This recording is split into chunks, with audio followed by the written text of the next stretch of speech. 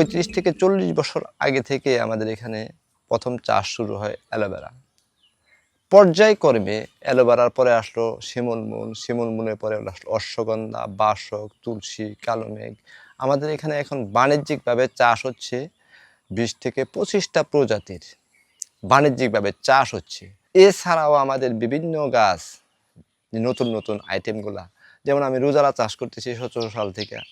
এটা এর আগে কিন্তু আমাদের এখানে চাষ ছিল না।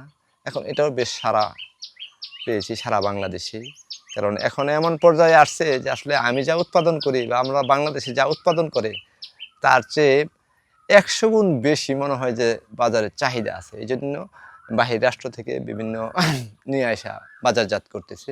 তাই আমাদের ওষুধি গ্রামের একটা দিক হলো যে আমরা প্রত্যেকটা চাষি বিভিন্ন সময় যে আসলে নতুন যে ভেষজগুলো আসলে বাজারে বিক্রি হচ্ছে তা আমরা পারবো না কেন, এরকম কিন্তু মনমানসিকতা সবাই কাজ করে যে নতুন নতুন প্রজাতি নিয়ে আসবো, নতুন নতুন প্রজাতি চাষ করব, যেহেতু আমাদের বাজার মার্কেট আছে, চাহিদা আছে। তা আমরা সবাই মিলে যদি আসলে এগুলা বাণিজ্যিকভাবে চাষ করি, আমাদের বৈদেশিক মুদ্রাও হবে। যেমন আমাদের ওষুধি গ্রামের এমন একটা অবস্থান বর্তমানে আছে, প্রায় 100 কোটি টাকার একটা মার্কেট আমাদের এই বছরে এখানে বেচা কিনা হয়। আমাদের এখানে ধরেন যে চাষগুলো হচ্ছে অ্যালোভেরা, শিমুলমূল, অশ্বগন্ধা, বাসক, তুলসী, কালো মেঘ, শতমূল, হস্তিকর্ণপলাশ, তালমূল, মিষ্টিদানা, রোজমেরি, স্টিভিয়া। স্টিভিয়াটা কিন্তু আমি নতুন করে শুরু করছি যে আসলে স্টিভিয়াটা যেহেতু এখন অনেকেই চিনিমুক্ত চা খাওয়ার আগ্রহ প্রকাশ বেশি, তে স্টিভিয়াটা চাষ করে এখন প্রক্রিয়াটা করতে পারলে আমি এটা বাজারজাত শুরু করতে পারবো ইনশাল্লাহ।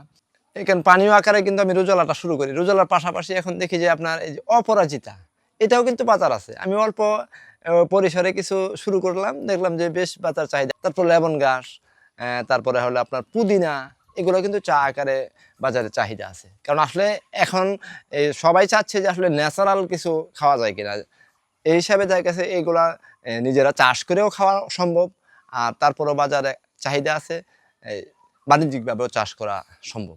রসুন পেঁয়াজের সাথী ফসল হিসাবে অশ্বগন্ধা যদি দেওয়া হয়, সেক্ষেত্রে দেখা গেছে যে এই পরিচর্যাটা রসুনের বা পেঁয়াজের পরিচর্যাটাই অশ্বগন্ধা হয়ে যায়।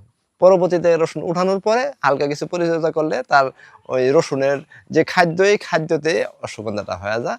2 মাসের মধ্যে কিন্তু অশ্বগন্ধাটা পেয়ে গেলাম।